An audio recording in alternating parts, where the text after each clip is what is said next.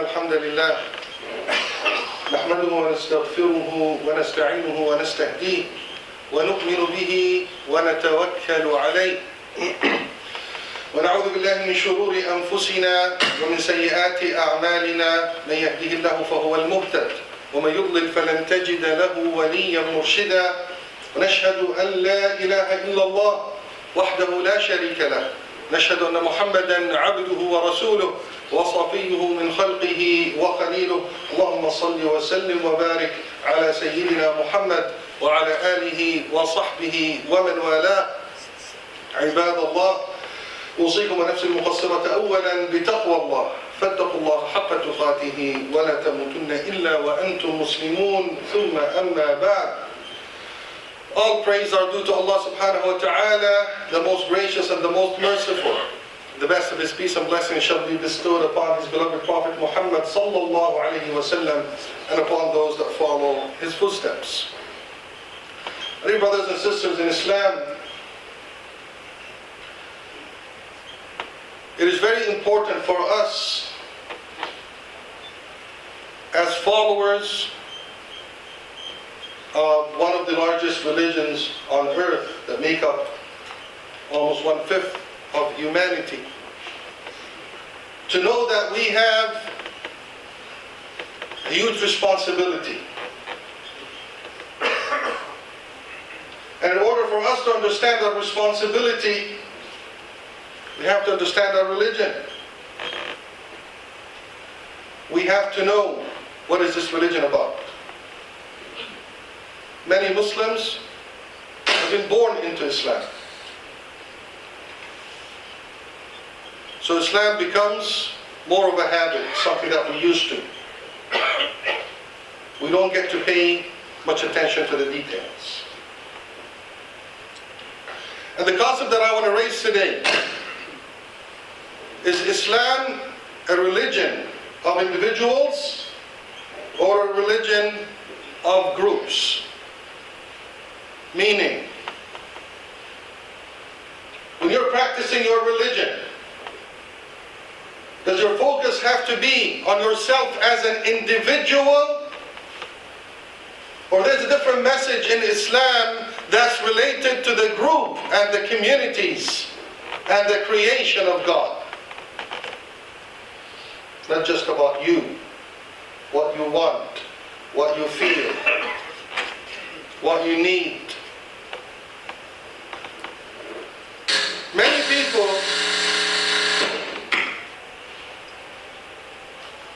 at one point in their life, something strikes them and they realize, I want to pay more attention to spirituality.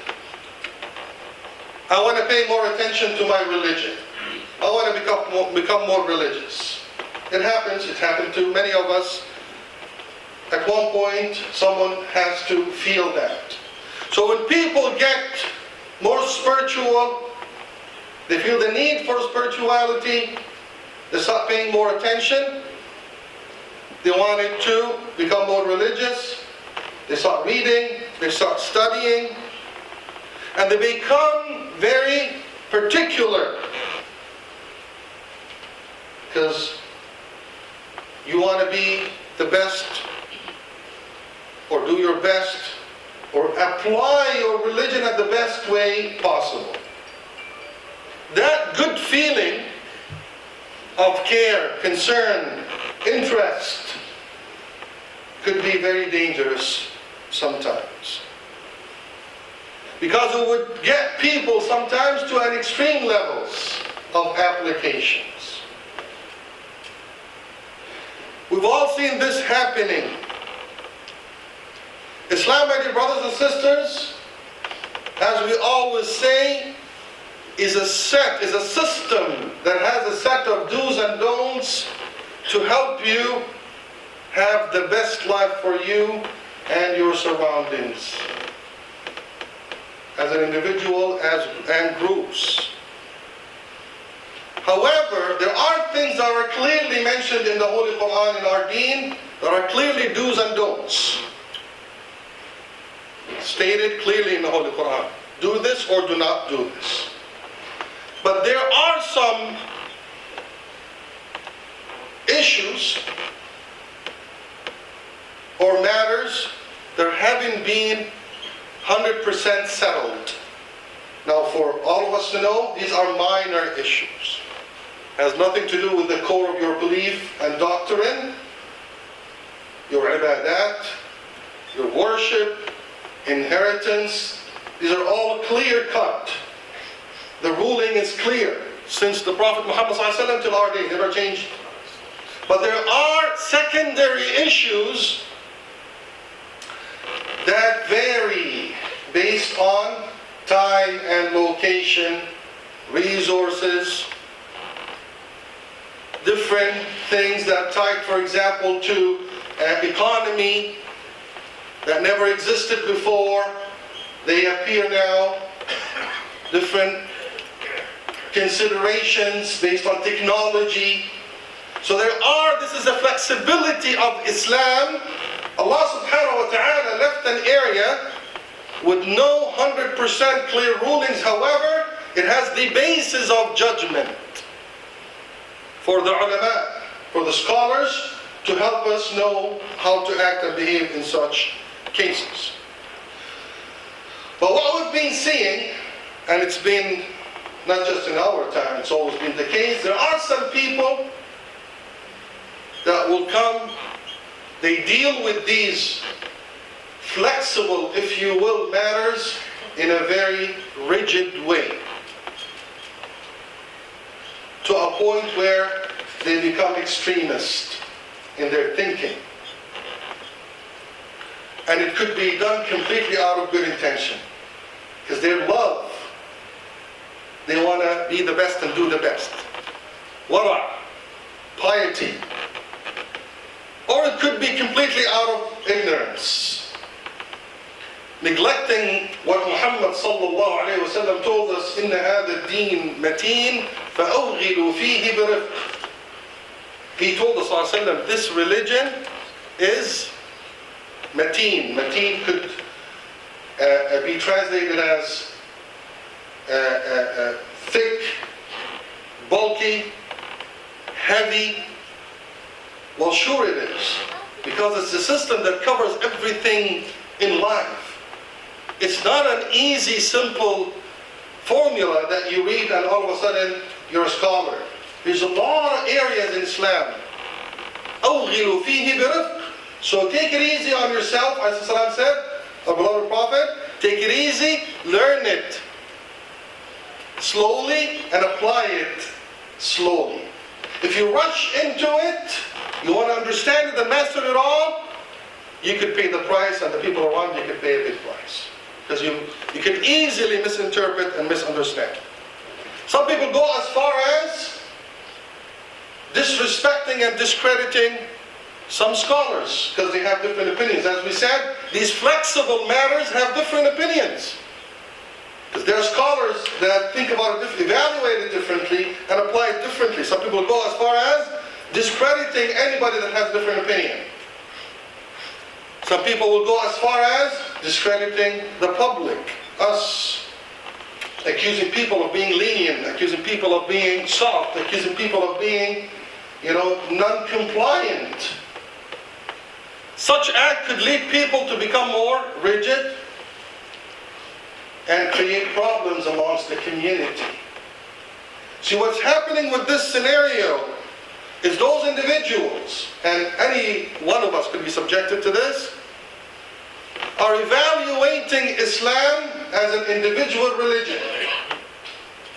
Because we start thinking, I want to do it right.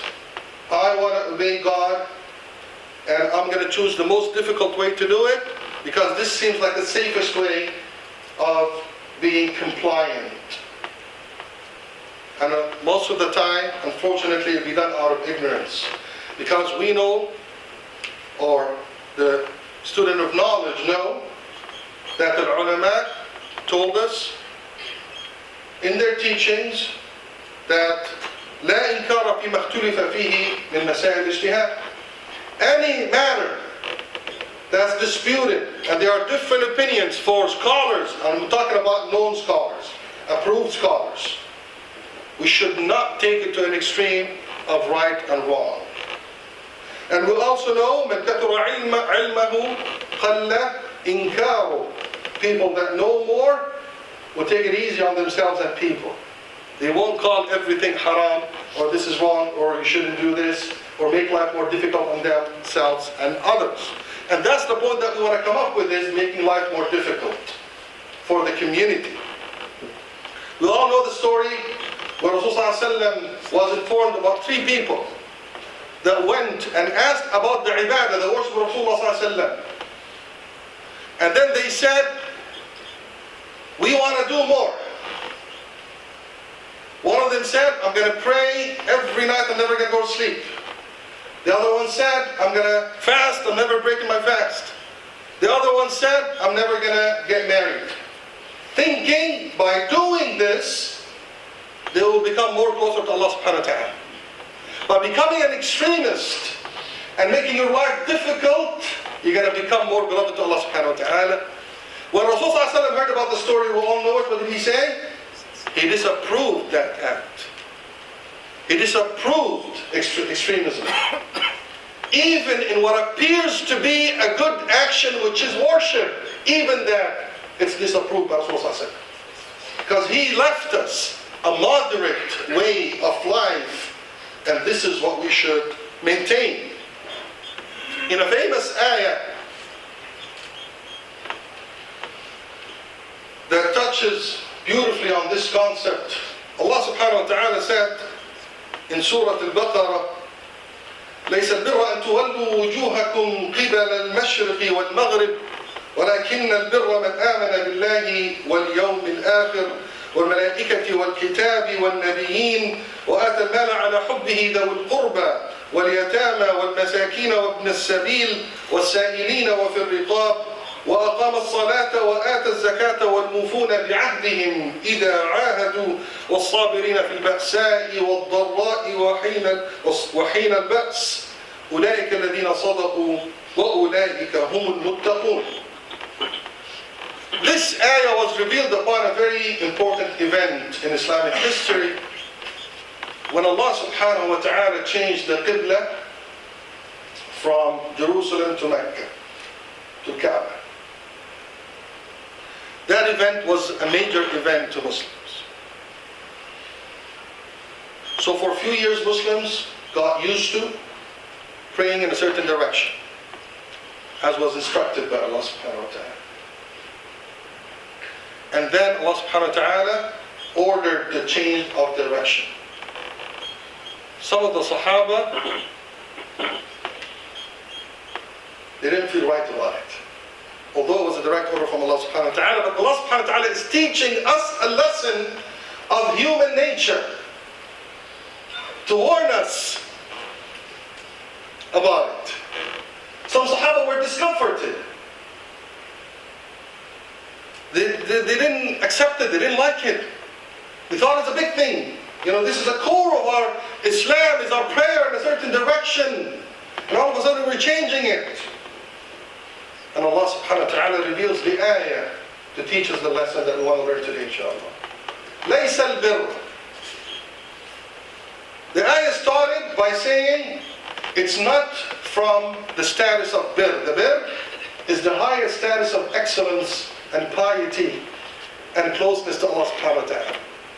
So Allah subhanahu wa ta'ala is saying that those people, Allah knows best, they want it bir. They want to be excellent in their ibadat. They have good intentions. They didn't do it to show off. They don't do it because they think they're better than everybody else. They don't want to listen. So, good intentions. لَيْسَ الْبِرُّ. If you think by rejecting this order that you're being excellent in your worship, pay attention. It's not from the bir that you point your face towards the east or the west. But al-bir, the excellence that we're looking for, مَنْ آمَنَ بِاللَّهِ وَالْيَوْمِ الْآخِرِ, and the rest of the ayah. A beautiful meaning in this ayah, as one of the ulama said, the position of standing in your salah in a certain direction is a physical act. But al-bir, al-ihsan, the excellence, the piety, is a state of spirituality, non-physical. This ayah is telling us that some people get so attached to the physical appearance of the action, which is what happens to a lot of us. We get attached to the physical look. I'm standing this way, I have to stand this way. I mean, unless it's a clear order. I'm not talking about things with a clear order. Let's be clear about this. I'm talking about things that are flexible, left flexible for reasons. So if people are used to doing something, Allah subhanahu wa ta'ala is teaching us, it's not about the habit. It's not about the physical appearance. It's not about, you've mastered, some people, you've mastered that certain position, all of a sudden it's changing. You don't like it, you might oppose it. Allah is saying no. It's about the meaning of the action. ولكن البر من آمن بالله. You want excellence? It's about what's in your heart. You comply with the clear orders, but you do it with the right intentions. So if there's a dispute or different opinions in some matters, don't get stuck with the surface value. Look at the deep meaning in what you do, and this is how you will reach البر. أقول قولي هذا وأستغفر الله لي ولكم فاستغفروه لا يفوز المستغفر.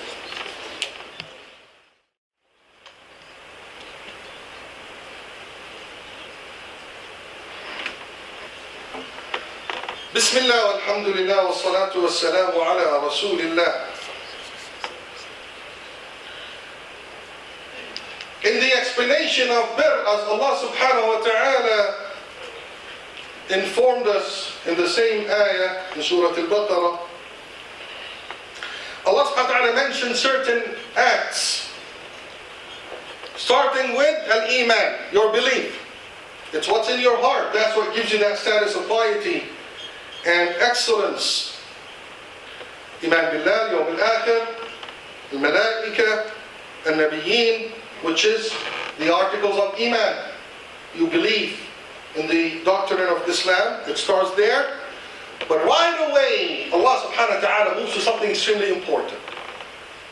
Walking out of the articles of iman, it's all metaphysical. Believing in Allah subhanahu wa ta'ala, believing in the Day of Judgment, believing in the prophets, believing in the angels. We've never seen them. It's a belief.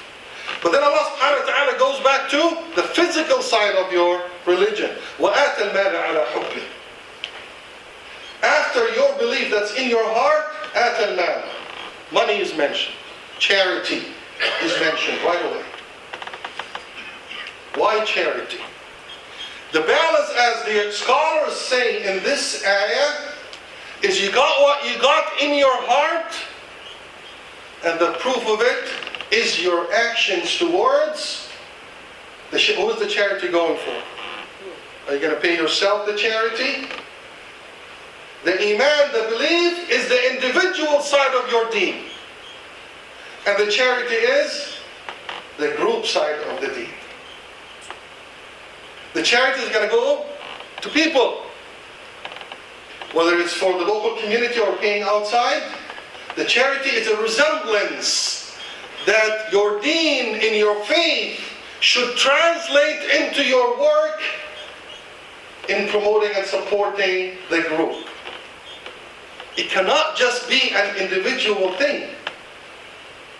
Islam is not just an individual monk act where you can isolate yourself on top of a mountain and disconnect yourself from people. That's not what's meant by this message. Your belief has to translate into charity work, because eventually you're growing the community for your own benefit. And this is why Allah subhanahu wa ta'ala, ulama said, added charity to your articles of Islam. So we have the articles of belief, iman, and we have the articles of Islam. The articles of Islam are 5. One of them is az-zakah, charity. Again, charity is a work that you do outside. It doesn't belong to you. You're actually giving away. So Allah subhanahu wa ta'ala said, لَن تَنَالُوا الْبِرَّ حَتَّى تُنْفِقُوا مِمَّا تُحِبُّونَ. You want to reach the status of birr, the status of excellence, you need to give to others. You start by giving yourself the status of iman and belief and spirituality, but it needs to get to the point of giving out, away, to others, to the surroundings, to the group, whether it's money, volunteer, work, engagement, solidarity, outwards. Outwards. This is how you attain al-birr. And this is why Rasulullah ﷺ said, as-sadaqatu burhan. Charity is the proof. Proof of what? Proof of your attainment of iman and piety. And one of the ulama put it beautifully. He said, الإنسان لا يظهر معدنه الثمين ولا معدنه الخسيس إلا في جماعة. فمن خلال الجماعة يظهر كرمه، تظهر عفته، يظهر إنصافه، تظهر عدالته، يظهر بخله، تظهر فرديته، تظهر أنانيته، تظهر غيرته، يظهر أثره. إن خصائص الإنسان الخلقية لا تبدو إلا في الجماعة. Meaning, your characteristics and qualities as an individual that you claim to have. You say, as a pious person, I have manners. I'm generous. I'm kind. I'm this, I'm that. Well, if you live as an individual, how can you prove it? The proof is when you live with the jama'ah, when you live with the community. That's where you're tested. And that's where your qualifications are shown. And that's where your qualities will appear when you deal with the group. And this is why the word zakat was mentioned 30 times, charity, mentioned 30 times in the Holy Quran. 27 of them connected with as-salah. 27 times connected with as-salah. 30 times mentioned in the Quran, 27 times with the salah. As-salah with zakat, together. Because as Muslims, Islam is not about you. Islam is not about how you feel. If you feel that I'm going to choose the most difficult opinion because it makes me more pious, you need to know there's something called public interest. You need to know that you have to give in a little bit in the allowed area so other people can also live and practice their deen. It is very important to realize this concept.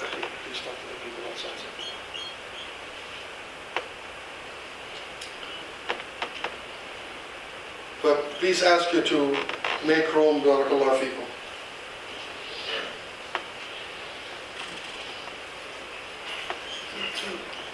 And we end with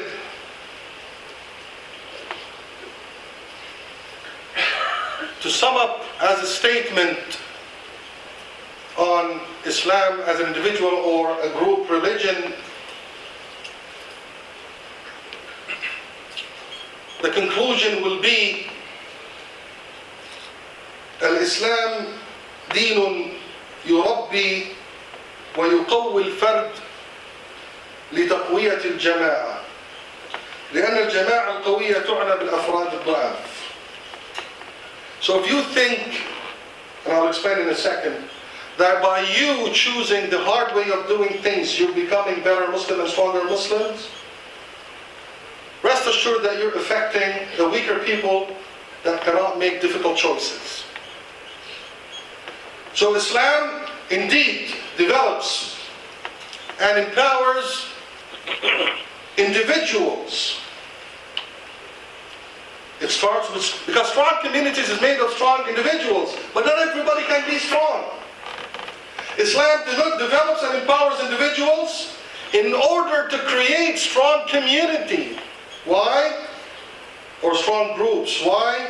Because strong communities can take care of the weak individuals. Have the right mindset. The idea here is a lot of people cannot make difficult choices. They cannot do it the hard way. They're sick. They're weak. Whatever it is, they have excuses. So let your strength, if you want to be a strong Muslim, let your strength be focused on strengthening your community that will take care of the weak ones in the community. And this is how you need to exercise your strength. Don't go around and think that you're a better Muslim because you can do this the best way and you can do this the hardest way. It's all about the community, and it's all about the community work. Together, inshallah, we can reach the birr, we can reach the ihsan as a group, which would be much better than doing it as an individual that we know very well. Praying at home, if you get 1 unit of reward, praying in a jama'ah multiplies to 27, as Rasulullah told us. This should give us the clear message of Islam. It's the community and it's the group. We ask Allah subhanahu wa ta'ala to help us all reach the level of ihsan. We ask Allah subhanahu wa ta'ala to help us all reach the level of birr. We ask Allah subhanahu wa ta'ala to enlighten our hearts and our mind, to focus on our community. We ask Allah subhanahu wa ta'ala to help us learn His deen and apply it in the best possible way. We ask Allah subhanahu wa ta'ala to protect us and shower us with His mercy. We ask Allah subhanahu wa ta'ala to protect Canada, protect this country, to keep it safe and prosperous, open for all of us. Ask Allah subhanahu wa ta'ala to bless us and forgive our sins. إِنَّهُ عَلَى كُلِّ شَيْءٍ قَدِيرٌ وَأَنْتَ يَا أَخِي أَقِمِ الصَّلَاةَ.